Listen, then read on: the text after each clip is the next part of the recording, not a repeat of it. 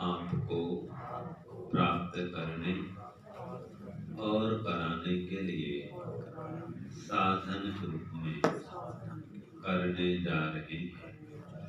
इस कर्म को और इसके कर्म फल को भी आपको अर्पित करते हैं। ओम शांति शांति शांति।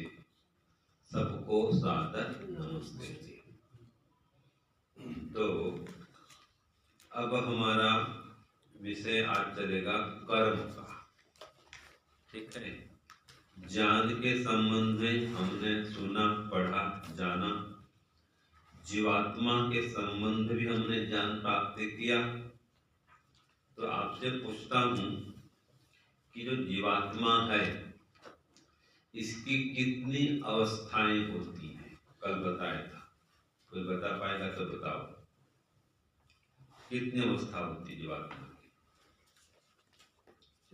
चार। कौन कौन सी? जागृत, जागृत, सुषुप्ति, स्वप्न, स्वप्न और तुरीय अवस्था। तुरीय। ठीक है, बहुत बढ़िया। तो चार अवस्थाएं होती हैं जीवात्मा की। ऐसे ही जो जीवात्मा है इसके तीन प्रकार के शरीर होते हैं। कौन कौन से बताऊंगी? क्रिया जी बताएंगे। स्थूल शरीर, सूक्ष्म शरीर और कारण शरीर। ठीक है। तो ये जीवात्मा के संबंध में कुछ ज्ञान, फिर कर्म का, और एक आय विषय सृष्टि रचना का। ठीक है। तो ईश्वर के कर्म और हमारे कर्म में क्या अंतर है? पहले, ईश्वर क्या क्या कर्म करता है? जैसे कि ईश्वर संसार को बनाता है, सृष्टि का निर्माण करता है, एक काम। दूसरा, सृष्टि का पालन करता है, और तीसरा, सृष्टि का विनाश करता है, संहार करता है, और चौथा, हाँ, हम सब जीवात्माओं को कर्मों का फल देता है, और पांचवा, हाँ, सृष्टि के आरंभ में ही वेद का ज्ञान देता है। ये पांच कर्म किसके हैं? ईश्वर के, मुख्य रूप से। इन्हीं पांच कर्मों में सब कुछ आ गया। सबको देखना, न्याय करना, दया करना, आदि आदि। ठीक है जी। तो ये जो सृष्टि है परमात्मा की रचना है। ठीक है। तो परमात्मा के कर्म अलग हैं और हमारे कर्म अलग हैं। हमारे कर्म क्या होते हैं? हम जो कोई भी, ठीक है, जीवात्मा का कर्म क्या है, किसे कहते हैं? कि जीवात्मा जो कोई भी चेष्टा करता है सुख की प्राप्ति के लिए और दुख की निवृत्ति के लिए, मन से, वाणी से और शरीर से, वो क्या कहलाता है? कर्म। और सार रूप में कहें तो मन, वाणी और शरीर से सुख की प्राप्ति और दुख की निवृत्ति के लिए जो चेष्टा करता है, प्रयत्न करता है, उसे कर्म कहते हैं। तो संसार में आकर के हर जीवात्मा के मुख्य रूप से दो ही उद्देश्य है, भोग को भोगना और अपवर्ग को प्राप्त करना। तो नया नया कर्म करेगा जी। ठीक है। कर्म का फल भोग करेगा, जो कर्म क्या था उसका फल भोग करेगा, और नया नया कर्म करके मोक्ष मिल जाएगा। इसके संसार में आया है। अगर खाली भोग रहा है तो आधा काम कर रहा है। कर्म फल भोग तो करना ही है। अच्छा शरीर मिला है, खाओ पियो, बढ़िया घूमो फिरो, ये आपको अवसर मिला है। पुष्प पक्षी की अवसर नहीं मिला है, लेकिन अगले फिर आगे भी देखो, नया कर्म फिर करो, फिर कम से कम मनुष्य बन सको, मुक्त में जा सको, है ना। तो वो कर्म जीवात्मा के हैं, जिनसे वो मोक्ष में जाता है। और मोक्ष में पहुंचाना फिर मोक्ष से वापस संसार में लाना, जन्म देना, है ना, समय होने पर जीवात्मा को बाहर निकालना, मरण कराना, ये काम परमात्मा के हैं। तो इस प्रकार से हम संसार में आए हैं। तो संसार में आने का उद्देश्य क्या हुआ कि हम संसार पति से मिलें, ठीक है जी। तो संसार में आकर के अपने कर्मों का फल भोग करें, नए नए कर्म करें, मोक्ष मिल जाए, और परमात्मा का अपना कर्म वो कर रहा है। तो उसका एक मुख्य काम है सृष्टि को बनाना, और हमारा काम क्या है सृष्टि में परमात्मा के नियम से रहना, परमात्मा के नियमों का पालन करते हुए अपने कर्तव्य कर्मों को करना और मोक्ष की ओर बढ़ना। तो सृष्टि रचना किसकी है? ईश्वर की है। ये सृष्टि अपने आप नहीं बन सकती, और सभी जीवात्मागण मिल करके भी सृष्टि को नहीं बना सकते। तो सृष्टि का निर्माण परमात्मा ने कब किया, कैसे किया, इस पर पहले कुछ विचार करेंगे।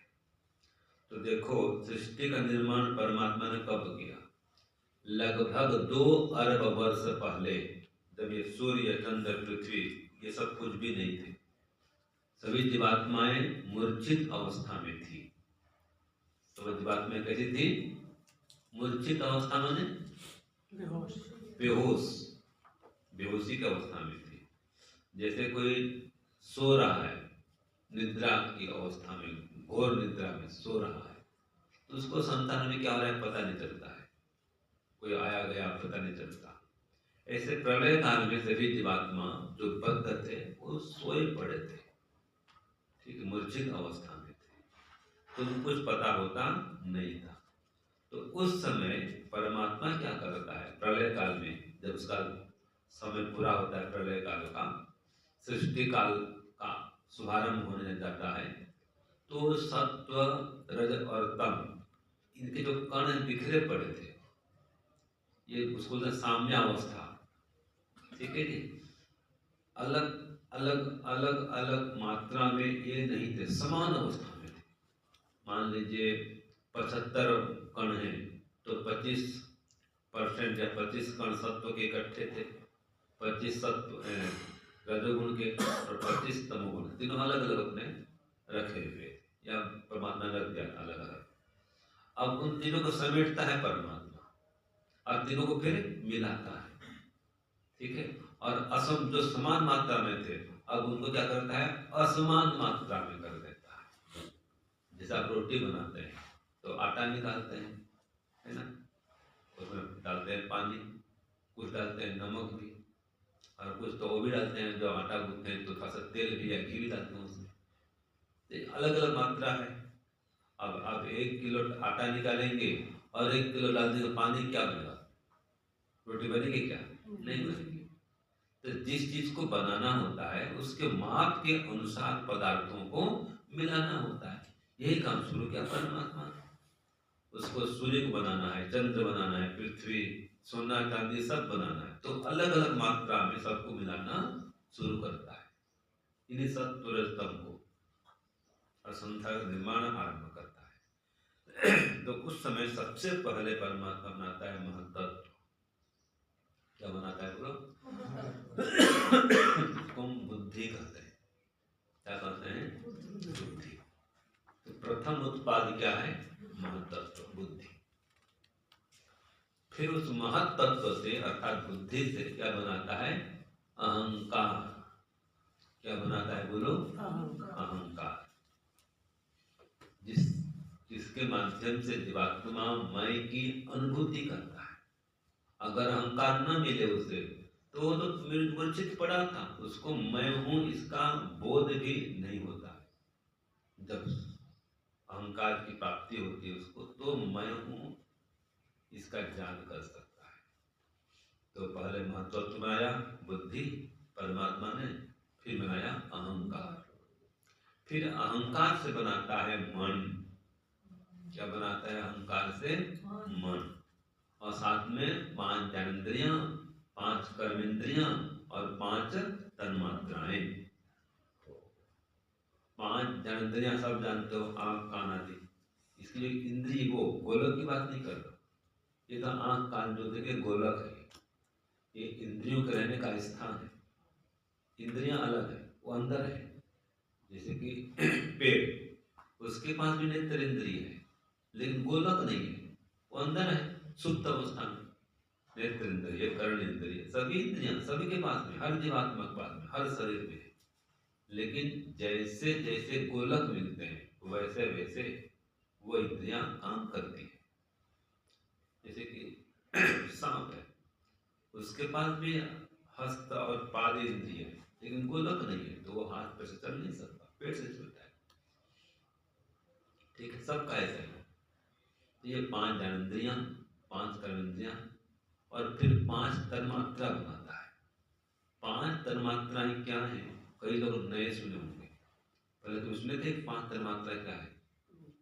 क्यों जी सुने थे? आप सुने थे 5 तन्मात्राओं के बारे में? नहीं सुने थे ना।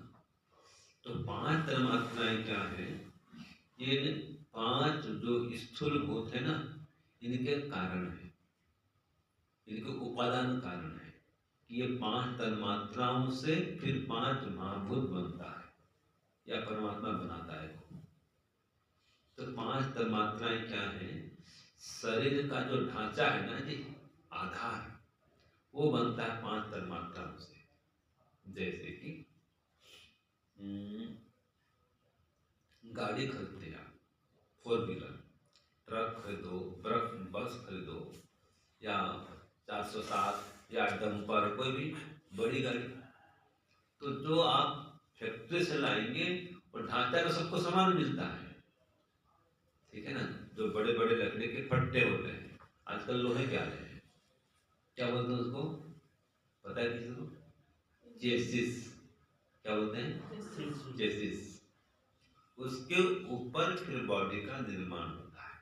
चाहे ट्रक बनाओ, चाहे पानी का टेम्पर बनाओ, चाहे बस बनाओ, मेटाडोर बनाओ, डंपर बनाओ, कुछ भी बनाओ, आधार वो है, ठीक है ना। तो ऐसे जो 5 तन्मात्राएं हैं वे आधार हैं, इस पर शरीर का ढांचा खड़ा होता है। और हम जब गर्भावस्था में थे तो हमारी माताओं ने जो पोषण तत्व ग्रहण किया था, या हमारी माँ, हम सबकी माँ, वो माँ जो खाती थी ना, और हम गर्भ में थे, तो वो गर्भनाल के माध्यम से हमको उसका पोषक तत्व मिलता था।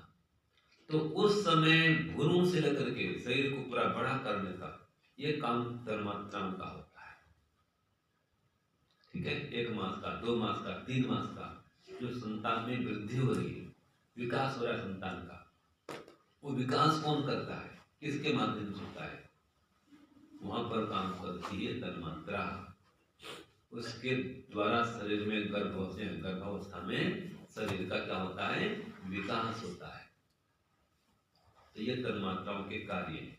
और फिर उन तन्मात्राओं से फिर ये 5 स्थूल भूत बनते हैं। तो पृथ्वी, जल, अग्नि, वायु, आकाश, ये 5 महाभूत, इनको बोलते हैं स्थूल भूत। और 5 तन्मात्राओं को बोलते हैं सूक्ष्म भूत। क्या बोलते हैं इनको? सूक्ष्म भूत। तो सूक्ष्म भूत से फिर ये स्थूल भूत बने, और स्थूल भूतों से फिर संसार का निर्माण हुआ, ठीक है जी। सबका शरीर बना, ये बाहर देख रहे हैं आप,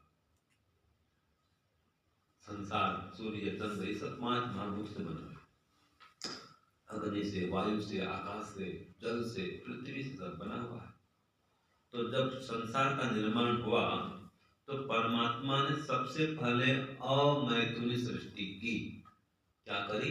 सबसे पहले अमैथुनी सृष्टि, उसमें कोई माता पिता थे नहीं। तो धरती को फोड़ करके सब जीव लोग पैदा हुए, सब शरीरधारी पैदा हुए, हम भी, और जवान अवस्था में पैदा हुए।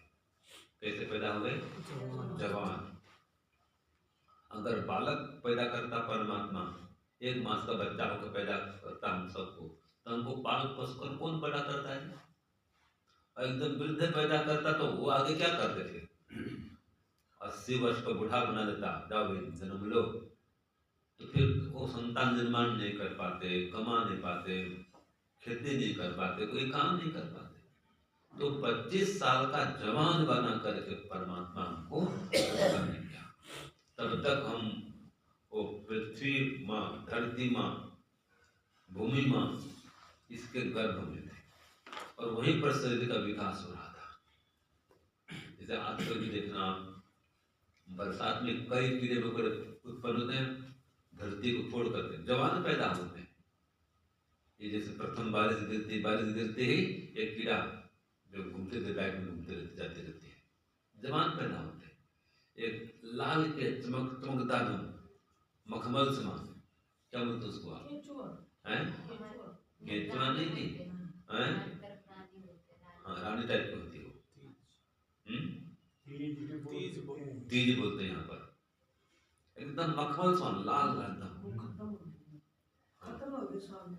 नहीं है माता जी? हाँ, गाँव में भी है। गाँव में खेत आदि में है, नगर में तो कहाँ मिलेगी माता जी? उसको खेतों में मिलती है, वो गाँव में मिलती है। छोटा सा उड़ता भी है, नहीं उड़ता नहीं, एकदम लाल, बहुत अति सुंदर। ठीक है, तो वो जवान पैदा होती है। तो ये सभी धरती को फाड़ कर, जैसे अभी पैदा होते हैं, तब भी परमात्मा ने धरती को फाड़ करके सबको जवान अवस्था में पैदा किया था। फिर उन्होंने अपना अपना काम शुरू किया। तो उस समय 4 प्रकार के प्राणी, 4 प्रकार के जीव परमात्मा ने उत्पन्न किए थे। पहला नाम बोलो जरायुज। पहला कौन है? जरायुज। ठीक है, ये सब मनुष्य, ये सब कौन है? जरायुज है। गाय के बच्चे, बछड़े आते, ये चमगादड़ भी, ये भी स्तनधारी प्राणी है। ये जरायुज जो मां के गर्भ से उत्पन्न होते हैं, मां के पेट से पैदा होते हैं, ये क्या कहलाते हैं? जरायुज। जरायुज का क्या? नाभि से उत्पन्न होने वाले, तो मां के पेट से पैदा हुए हम, तो हम सब कौन है? जरायुज। एक होता है अंडज, जो अंडे से उत्पन्न होते हैं, ये सांप भी और ये चिड़िया आदि भी है ना, ये सब कौन है? अंडज प्राणी। और एक होते हैं स्वेदज, जो पसीना से उत्पन्न होते हैं, जुआ आदि। ऐसे गेहूं आदि में लगते हैं कीड़े, सीलन होता है, सीलन, तो हमें कीड़े उत्पन्न होना चाहिए। ये सब कौन है? स्वेदज, चाहे सीलन से उत्पन्न हो, चाहे पसीने से उत्पन्न हो। तो ये जो जीव उत्पन्न होते हैं, ये क्या कहलाते हैं? स्वेदज। और एक प्राणी है उद्भिज, जो पेड़ पौधे, वो धरती को फाड़ को पैदा अभी भी हो रहे हैं, ये उद्भिज है। तो ये 4 प्रकार के प्राणी परमात्मा उत्पन्न करता है। और सृष्टि के आरंभ में जो मनुष्यों को पैदा किया था, उनको भी 2 प्रकार है, एक सांकल्पिक और एक सांसिद्धिक। जो 4 ऋषि उत्पन्न हुए, ठीक है जी, वो क्या थे जी?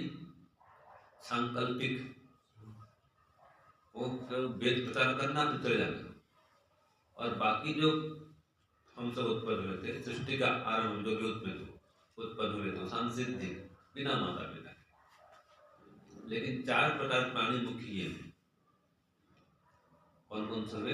जरायुज, अंडज, स्वेदज और उद्भिज। तो इनकी उत्पत्ति कब की थी परमात्मा ने? बोलो, सृष्टि का आरंभ में कितने वर्ष हो गए? बोलो, 1 अरब 96 करोड़ 8,53,126 वर्ष, इतने वर्ष हो गए सृष्टि को उत्पन्न किए। और इतने वर्ष हो चुके हैं वेद को भी इस धरती में, वर्तमान सृष्टि में। इतना ही पुराना यज्ञ है, इतना पुराना ये वेद है, इतना पुराना ये संसार है। वेद तो अनादि है, वेद भी अनादि है, वेद का ज्ञान अनादि है। ठीक है जी। तो ये संसार का क्रम है, इस पूरा संसार बनता है। फिर 5 महाभूत से सब संसार बना, सबका शरीर बना। लेकिन जब सृष्टि का प्रलय काल होगा तो कैसा होगा? देखो, अभी ये निर्माण हुआ ना, तो सबसे पहले छोटे मोटे जीव बने थे, फिर बाद में उससे कुछ बड़े जीव बने। सबसे पहले तो पेड़ पौधे संसार में आए, फिर कीड़े मकोड़े आदि आए, फिर पशु पक्षी आए, और लास्ट में मनुष्य बना। अगर पहले मनुष्य बना तो क्या खाता पीता क्या नहीं, तो पेड़ पौधे पहले तैयार थे ना जी। पेड़ पौधे हो, गाय बैल हो, तो गाय का दूध भी पिए। ये राजा है ये धरती का मनुष्य। तो सभी के बनने के बाद बनता है मनुष्य, सृष्टि का आरंभ है। लेकिन जब प्रलय काल आरंभ होता है, ये सबसे पहले बनता है, क्योंकि वो प्रतिकूलता को सहन नहीं कर पाता है। गर्मी बढ़ जाएगी, सूर्य की गर्मी बहुत बढ़ जाएगी, लाल एकदम आग उगलने लगे, ठीक है। और धीरे धीरे ऐसे बोलते हैं कि सूर्य खत्म भी हो जाएगा, अंधकार हो जाएगा, घोर अंधकार हो जाएगा। तो या तो सूर्य आग उगलने लगे, और ऐसे करते करते उसकी अग्नि खत्म हो जाए, और फिर क्या हो जाए, अंधकार। जब सूर्य खत्म तो अंधकार। चंद्र का भी क्या काम, तो ये सूर्य चंद्र खत्म, दोनों खत्म, तो बताओ कोई आदमी जी सकता है? क्यों जी? अगर सूरज खत्म हो जाए, एक मास भी सूरज ना उगे तो क्या होगा? कोई हम रह नहीं पाएंगे। ये विद्युत कब तक चलेगी? विद्युत ये ऐसा होगा भी क्या? फिर खेती कर पाएंगे? ये विद्युत से आप नहीं कर सकते। तो सूर्य खत्म हो जाएगा, तो सबसे पहले मनुष्य खत्म होगा, फिर पशु पक्षी खत्म होंगे, कीट पतंग आदि, फिर लास्ट में पेड़ पौधे, फिर बंजर जमीन, फिर धीरे ये 5 महाभूत भी खत्म हो जाएंगे। ये 5 महाभूत भी खत्म होकर के ये 5 तन्मात्रा में लीन होंगे। फिर 5 तन्मात्रा लीन होंगे किसमें? अहंकार में। जिस क्रम से बने थे उससे उल्टा क्रम में जाएंगे। तो 5 तन्मात्रा लीन होंगे किसमें? अहंकार में। अहंकार लीन होगा महत्त्व में, और फिर महत्त्व लीन हो जाएगा प्रकृति, सत्व रज तम, फिर अंधकार, फिर प्रलय। तो फिर प्रलय काल पूरा होगा 4 अरब 32 करोड़ वर्ष। बोलो कितना होता है प्रलय काल? 4 अरब 32 करोड़ वर्ष। इतना है प्रलय काल, इतना है सृष्टि काल। जब प्रलय काल खत्म होगा तो फिर सृष्टि बनेगी, फिर 4 अरब 32 करोड़ वर्ष चलेगा। अभी तो 2 अरब वर्ष भी नहीं हुए हैं, अभी आधी सृष्टि बची हुई है। तो बोलते हैं प्रलय होगा, अभी प्रलय नहीं होगा भाई, ठीक है। प्रलय काल में प्रलय होगा, अभी आधी सृष्टि बची है। तो ये प्रलय और सृष्टि का क्रम चलते रहता है। इसका सबका ज्ञान हमको करना चाहिए, और संसार में आकर के अपने कर्तव्य कर्म का अनुष्ठान करना चाहिए। तो अब हम देखते हैं कर्म के विषय में। तो कर्म किसे कहते हैं? मैंने बताया था आपको कि सुख की प्राप्ति और दुख की निवृत्ति के लिए हम मन, वाणी और शरीर से जो भी चेष्टा करते हैं उसे कर्म कहते हैं। अब ये कर्म कितने प्रकार के होते हैं देखो। योग दर्शन के अनुसार कर्म के भेद है ना, 4 प्रकार के कर्म होते हैं। 125 नंबर पेज में दिया हुआ है मेरे में, आप में होता है तो 29-30 हो जाए, देख लीजिए। 125 में देखिए, वो नहीं तो आगे बढ़ाइए तो आगे मिलेगा कर्म। तो कर्म के भेद 4 प्रकार के कर्म होते हैं। बोलो, पहला सकाम कर्म, जिसको कहा है शुक्ल कर्म, शुभ कर्म है ना। तो पहला है सकाम शुभ कर्म, दूसरा अशुभ कर्म। पहला क्या था? शुक्ल कर्म, शुक्ल या सकाम शुभ कर्म। दूसरा कृष्ण कर्म या अशुभ कर्म, और तीसरा मिश्रित कर्म, ये शुक्ल कृष्ण दोनों मिलाकर, कुछ पाप है कुछ पुण्य है, ये क्या है? मिश्रित कर्म। और चौथा होता है निष्काम कर्म। तो कर्म 4 प्रकार के हो गए। कौन कौन से? बोलो, पहला शुभ कर्म, दूसरा अशुभ कर्म, तीसरा मिश्रित कर्म, चौथा निष्काम कर्म। वो जो शुभ कर्म था ना, वो सकाम शुभ कर्म, वही निष्काम भाव करो शुभ कर्म, तो निष्काम मोक्ष फल देगा। और जहाँ पाप पुण्य दोनों हो रहा है वो मिश्रित कर्म है, ठीक है जी। और जहाँ केवल पाप ही पाप हो रहा है, वो कृष्ण कर्म है, वो पाप है, अधर्म है। तो कर्म 4 प्रकार के हो गए योग दर्शन के अनुसार। बोलो, शुक्ल कर्म, शुक्ल कर्म, अशुक्ल कर्म, अशुक्ल कर्म, मिश्रित कर्म, मिश्रित निष्काम कर्म। हो गया 4। ये तो हो गया योग दर्शन के अनुसार। अब देखो, आप जो भी कर्म करेंगे अगर सकाम भाव से करेंगे उनमें निष्फल तो होगा नहीं भाई, कोई न कोई फल देगा। सकाम कर्म फल देता है पुनर्जन्म के रूप में, और 3 प्रकार का फल मिलता है पुनर्जन्म में, जाति, आयु और भोग। क्या मिलता है? जाति, आयु और भोग, ये कर्म का फल है सकाम भाव से करेंगे तो। और निष्काम भाव से कर्म करेंगे उसका ही फल मिलेगा, उसका फल मोक्ष मिलता है। क्या फल मिलता है उसका? मोक्ष। तो कोई भी कर्म करो फल तो मिलेगा। सकाम कर्म करो तो ये संसार का सुख दुख मिलेगा, जाति, आयु, भोग प्राप्त करेंगे। जाति माने कोई शरीर मिलेगा, योनि, मानव योनि, पशु योनि, पक्षी योनि, वृक्ष योनि, ये सब जातियां हैं। ये जाति जैसी जाति होगी उस प्रकार आयु। मानव बने तो 100 साल की आयु, चिड़िया बने तो 5-10 साल की आयु, और कोई पशु बने 20-30 साल की आयु, कछुआ बन गए 100-200 वर्ष की आयु, 400 साल की आयु। पेड़ पौधे बने पीपल, बरगद पेड़ 400-500 वर्ष की आयु, और कीट पतंग बने तो कुछ दिन की आयु। जैसी जाति वैसी आयु, उसके अनुरूप भोग है ना। शेर बनेगा तो मांस खाओ, और गाय बनेगा तो घास खाओ, है कि नहीं? तो जैसी जाति वैसी आयु, उस प्रकार का भोग, ये कर्म फल मिलता है। आगे जो हम कर्म किए उसका जो फल भोग रहे हैं, वो फल की दृष्टि से भी 3 प्रकार के भेद और होते हैं। एक तो कर्म फल भोग रहे हैं, जो कर्म किए थे हम उसका फल भोग रहे हैं। ये क्या है? नहीं, जो फल भोग रहे हैं सकाम नहीं, देखो, एक तो जो कर्म कर रहे हैं वो क्रियमाण कर्म, जो कर्म कर चुके जमा हो गया वो संचित कर्म, और जिनका कर्म फल भोग रहे हैं वो हमारा प्रारब्ध है, जिसको आप भाग्य कहते हैं, पहले वाला। तो जो कर्म किए थे, जो बोए थे वो काट रहे हैं, ये हमारा प्रारब्ध है। तो कर्म फल के दृष्टि से 3 भेद, क्रियमाण कर्म जिनको कर रहे हैं, जो कर्म कर चुके हैं वो संचित होकर जमा हो गए, और जिनका कर्म फल भोग रहे हैं, जो कर्म किए थे उसका फल मिल रहा है। तो वो जो पहले वाले कर्म किए थे जिनका फल भोग रहे हैं, वे क्या कहलाते हैं? प्रारब्ध। ऐसे ही साधन के आधार पर भी 3 भेद, कर्म करने के 3 साधन है, शरीर, वाणी और मन। ये कर्म के 3 साधन है। शारीरिक कर्म करते हैं, वाचनिक कर्म करते हैं, मानसिक कर्म करते हैं। ऐसे योग दर्शन के अनुसार 3 प्रकार कर्म और होता है। वो क्या होता है?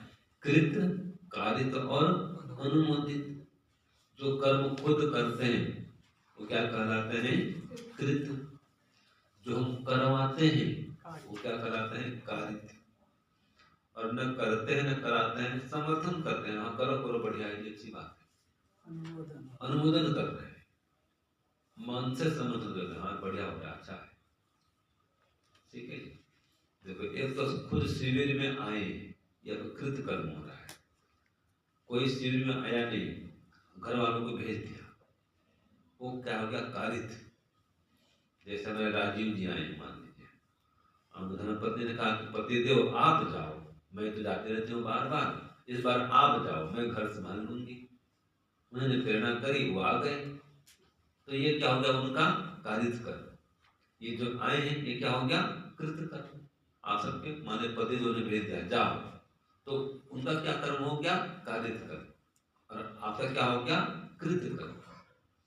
तीसरा अनुमोदित। मान लीजिए आपके माता पिता हैं, हाँ बढ़िया है, बहू हम शिविर में गई है, बेटा शिविर में गया, अच्छी बात है, जाए जाए, अच्छा काम, वो समर्थन कर रही है, ये अनुमोदित कर। अगर विरोध कर दे तो उसको पुण्य नहीं मिलेगा, अगर समर्थन कर रही है उसको ही पुण्य मिलेगा। और जो आपको भेजे हैं, आपको पुण्य मिल रहा है, आपको जो भेजे हैं पत्नी हो चाहे पति, उनको ही कुछ पुण्य मिलेगा। और आप साक्षात आए हैं, साक्षात सेवा कर रहे हैं, साधना कर रहे हैं, पढ़ रहे हैं, सत्संग कर रहे हैं, हवन कर रहे हैं, आपको साक्षात मिल रहा है, ये कृत कर्म का फल है। तो इस प्रकार से कृत कर्म, कारित कर्म और अनुमोदित कर्म, 3 प्रकार का योग हो गया। और इन कर्मों का फल 3 प्रकार से मिलता है, बता दें आपको, जाति, आयु और भोग के रूप में। तो अभी जो बढ़िया कर्म किए रहेंगे ये जाति, आयु, भोग बढ़िया प्राप्त करता है। अगर कर्मफल में गड़बड़ी हुई तो फिर समझो ये कर्म में गड़बड़ी हुई तो कर्मफल में गड़बड़ी। तो कर्म में गड़बड़ी मत करो। 10 प्रकार के कर्म होते हैं पुण्य के, और 10 प्रकार के कर्म होते हैं पाप के। तो 10 प्रकार के पाप कर्म से बचने चाहिए और 10 प्रकार के पुण्य कर्म बढ़ाने चाहिए। तो 10 प्रकार के कर्म कौन कौन से, वही सुन लीजिए। पहला है शरीर का शुभ कर्म, शरीर से शुभ कर्म, शरीर से किए गए पुण्य कर्म। पहला रक्षा करना, दान देना, और तीसरा सेवा करना। देखो ये जो कार्य घंटी में आप सेवा करते हैं ना, ये शरीर का पुण्य कर्म है। ये क्या है? पुण्य कर्म है। जो दान देते हैं ये भी क्या है? पुण्य कर्म है। शरीर से दान दिया आपने, ठीक है ना जी। और फिर आपने रक्षा कर दी किसी की, रक्षा, ये शरीर का शुभ कर्म है। दान देना, सेवा करना और रक्षा करना। ऐसे वाणी के इसके भी शुभ कर्म होते हैं, जैसे कि सत्य बोलना, मधुर बोलना, हितकर बोलना और सार्थक बोलना। अब सत्य बोलते हैं, ये क्या है? पुण्य कर्म है। मधुर बोलते हैं भी पुण्य कर्म है। हितकारी बोलते हैं, सुखकारी बोलते हैं, ये क्या है? पुण्य कर्म। और सार्थक, मैं किसी को पढ़ा रहा हूँ, बता रहा हूँ, सार्थक बोल रहा हूँ ना जी, ये क्या है? पुण्य है। ये मधुर बोलना, सत्य बोलना, हितकारी बोलना और सार्थक बोलना, ये पुण्य कर्म। निरर्थक नहीं बोलना, अनाप-शनाप नहीं बोलना, गाली नहीं बोलना, धर्म की बात बोलना, ये पुण्य है। ये वाचनिक पुण्य कर्म। पहला 3 शारीरिक पुण्य कर्म, और अब ये वाचनिक पुण्य कर्म। फिर अंतिम में मानसिक, मन से दया करना, दया का भाव और आस्तिकता, ईश्वर की सत्ता पर विश्वास, मन में ईश्वर को बसाए रखना, ठीक है ना। मन में जप करते हो, ईश्वर का ध्यान कर लो, ये सब मानसिक पुण्य काम है। ऐसे ही अस्पृहा, अनिच्छा मतलब तृष्णा नहीं है, कोई उदार भावना है, मन में उदारता है, हृदय की विशालता है, ये मन का पुण्य कर्म है, ठीक है।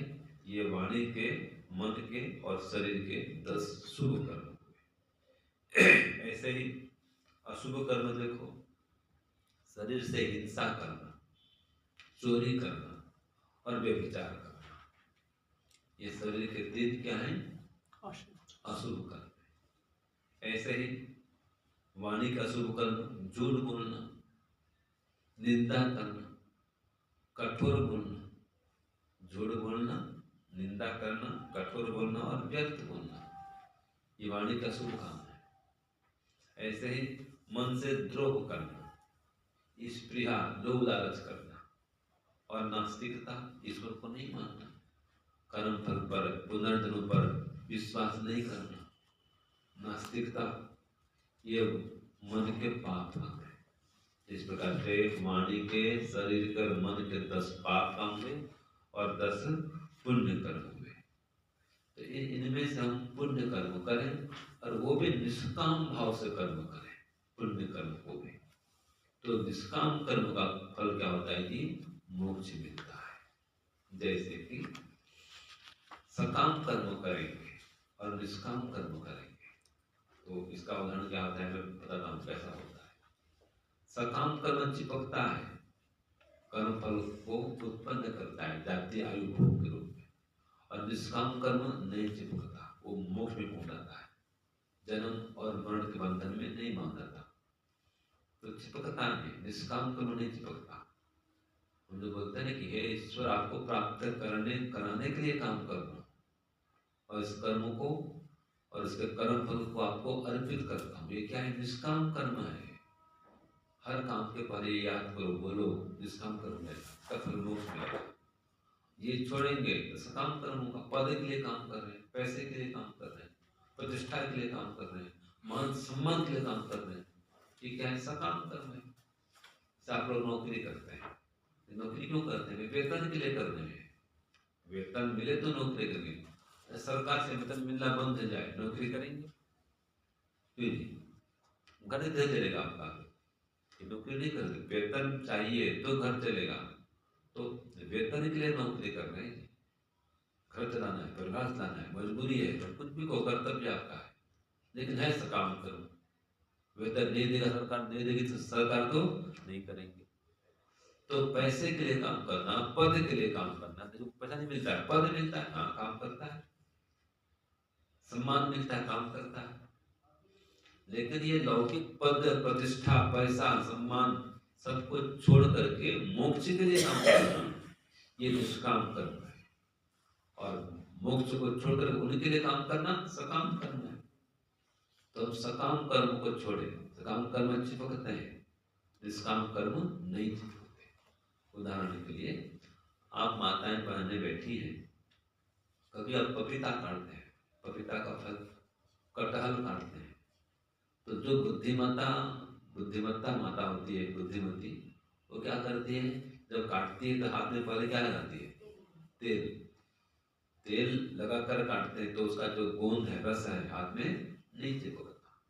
अगर तेल नहीं लगाएंगे और काटेंगे तो क्या होगा? चिपक जाएगा। ऐसे निष्काम कर्म करेंगे तो वो फल चिपकेगा नहीं। निष्काम कर्म नहीं करेंगे, सकाम भाव कर्म करेंगे तो वो चिपक जाएगा। तो इसलिए निष्काम कर्म करने का प्रयत्न करें। तो मंत्र में कहा है, ईशावासमिदं सर्वं यत् किंच जगत्यां जगत् तेन त्यक्तेन भुञ्जीता मा गृधा कस्य स्विद्ध।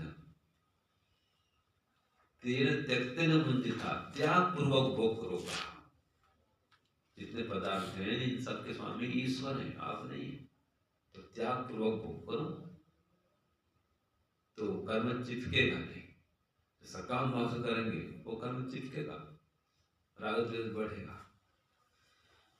जैसे कि देखो, आप भी अपने बच्चों को खिलाते पिलाते हैं, बड़ा करते हैं, लिखाते हैं, पढ़ाते हैं, ठीक है। लेकिन वो बेटा जब चला जाता है कहीं नौकरी में या और कहीं बाहर चला गया, हम लोग जैसे घर छोड़ के आ गए, तो उस समय माता पिता को दुख होता है कि बेटा दूर जा रहा है, क्योंकि आप उसको अपना मानते हैं,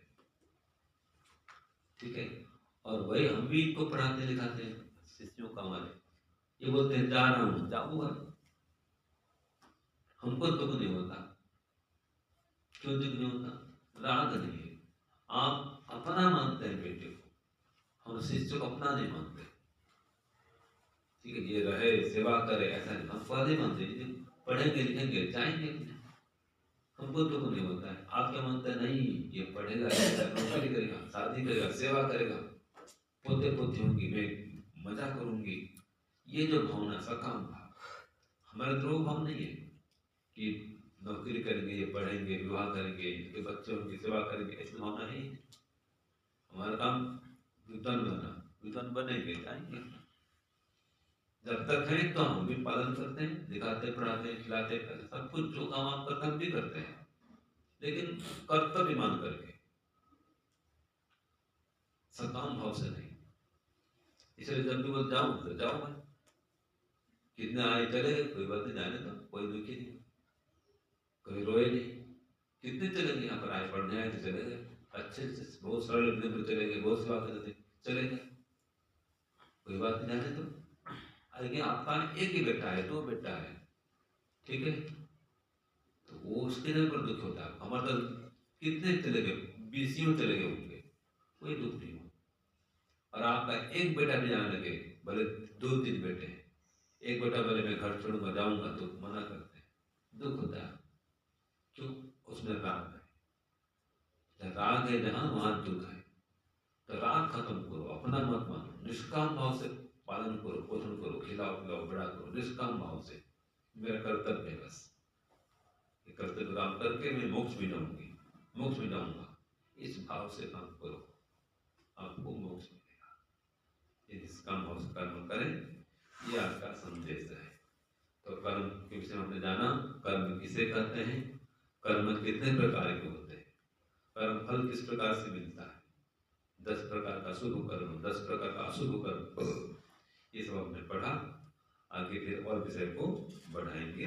आज के लिए इतना। ओम शांति शांति शांति। सर्वेभ्यो नमः।